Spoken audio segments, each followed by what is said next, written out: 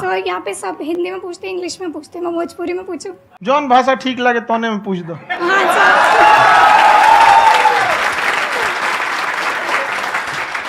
Sir ये पूछे के चाहते नहीं कि जैसे हमने के पढ़ाई करे नहीं सर, तो कभी कभी डेली टारगेट्स जो होला वो कंप्लीट ना होला, अगर टारगेट्स कंप्लीट भी होला तो फिर ऐसा इरिटेशन या फिर वो एंजाइटी या फिर कि और करना है या फिर अभी नहीं हुआ, वो चीज़ हमेशा रहेला, तो वो कम कैसे करल जाए?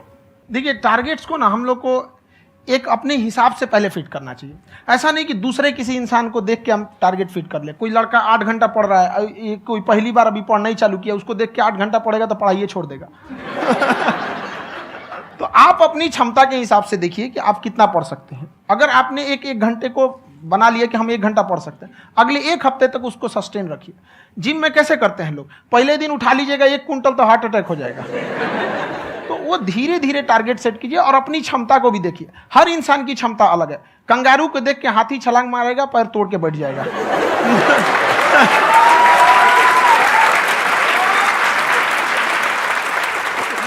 अब संदीप सर का मोटिवेशन देख के इसका मतलब क्या कि ट्रेन के आगे खड़ा हो जाएंगे, ढकेल देंगे तुमको।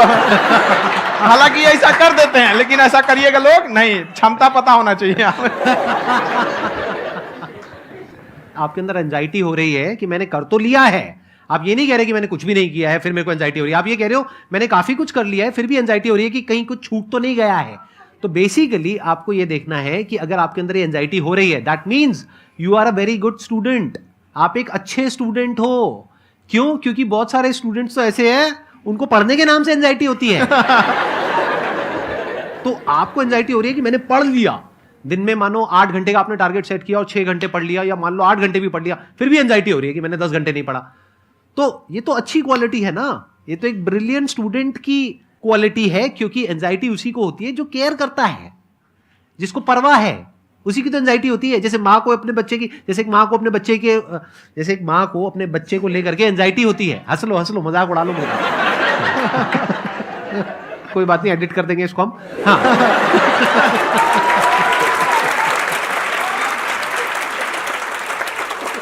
जैसे एक माँ है, उसको अपने बच्चे को लेकर के एंजाइटी होती है, थोड़ी सी भी तबीयत खराब हो जाए उसको एंजाइटी होती है, चाहे बच्चा ठीक भी है, डॉक्टर को नहीं होती है। क्यों? क्योंकि माँ को उस बच्चे से प्यार है। तो दैट मीन्स कि आप अपनी पढ़ाई को लेकर के सीरियस हो, इस वजह से आपके अंदर एंजाइटी हो रही है, विच इज नॉर्मल।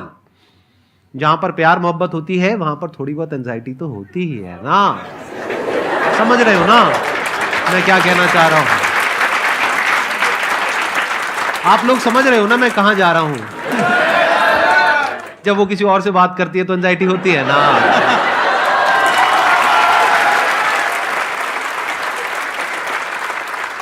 सर, आपकी स्टोरी हमने सुनी थी, तो एक टाइम आया था जब आप गंगा किनारे जाके बैठ गए थे, उस समय आपको कुछ समझ नहीं आ रहा था। तो उस समय मतलब आपने ये डिसीजन कैसे लिया कि अब आगे नहीं, यहाँ से वापस जाना है? रास्ता ही नहीं था। घर जाने के लिए एटलीस्ट 90 रुपए चाहिए थे, जेब में 40 रुपए थे। कैसे घर जाते हैं? और हम गंगा के किनारे चुपचाप बैठे बैठे हम कहें कि बहुत टेंशन हो गया, अब घर जाना चाहिए। रूम पे तो किराए के रूम पे ही आदमी सारे लोग रहते। गए वहाँ पे तो रूम लॉक हो गया था। तुम खटखटाए तो ऊपर से गुस्सा से बोले जो ऑनर थे, क्या टाइम हो गया है? तुम कहीं 9-10 बज रहा होगा। घड़ी देखिए तो 2 बज रहा था रात का, 2-2:30 बज गया था वहाँ। टेंशन में आप तो होता है, कई बार ऐसा समय आएगा कि लगेगा जैसे अब कुछ नहीं हो सकता है। तो इससे घबराना नहीं है। कभी कभी गुच्छे की आखिरी चाबी भी ताला खोल देती है।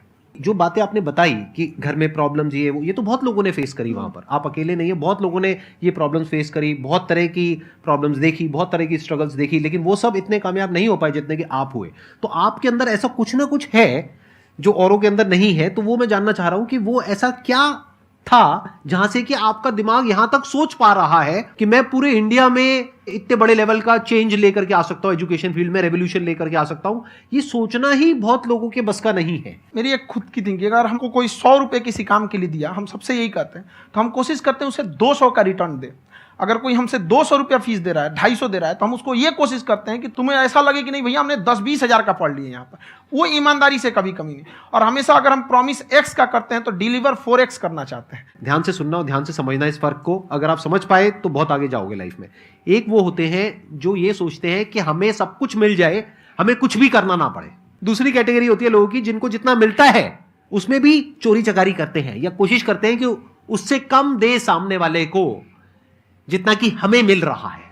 तीसरी कैटेगरी होती है लोगों की, जो इनके जैसे लोग होते हैं, वो क्या करते हैं, वो ये सोचते हैं कि अगर मैंने किसी से 1 रुपए भी लिया, देखा जाए तो 200-250 रुपए कुछ भी नहीं होता है, 200-250 रुपए अगर मैंने लिया तो कैसे उसको 400 रुपए की वैल्यू दूं। ये जो थिंकिंग है ना, यही एक फर्क होता है एक ऐसे इंसान में जो बहुत आगे निकल जाता है और उस इंसान में जो मीडियोकर रह जाता है।